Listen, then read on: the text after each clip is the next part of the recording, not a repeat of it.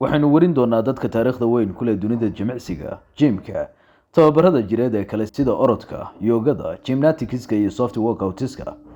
aynu ka bilowno kan jilaaga Hollywood ee caanka Brad Pitt. waxaanu sheekadiisa ugu hormaray dhowaan ayuu 60 sano jirsaday.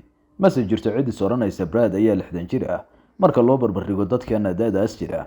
haddaba isweydiintu waxay tahay maxay tahay sirta Brad Pitt ee 60 jirkiisa ka dhigtay 20 jirka? docda jimicsiga wuxuu yiri I think staying creative is a big part of it. And then, of course, eating somewhat healthy. I believe in a cheat day, but mostly healthy. joogto ayaan u sameeyaa tababarada fudud ee jirdhiska.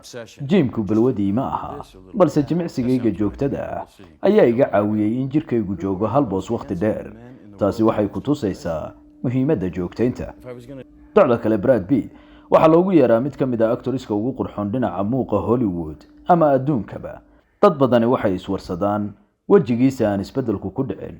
isagoo taas ka jawaabayana wuxuu yiri I got a morning wash, I do my serum, I do my day cream, and I'm done. I'm out the door. waan dhaqaa, serum ayaan mariyaa, dabadeedna kareemka qorraxda.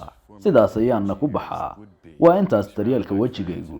taasna waa mid kale oo aad ka baran karto. waxaynu muuqyadan maalinba uga hadli doonaa dadka horumarada xooggan ka sameeyay jirdhiska, sida kuwa ku tartama bilada Master Olympiyada la yiraahdo, Arnold Classic kuwa ku baratama, athletics-ka sports-yada kala duwan ciyaara, ilaa isxilqaamayaasha iskood jimka u taga ee laf ahaantoodu natiijooyin ka helay.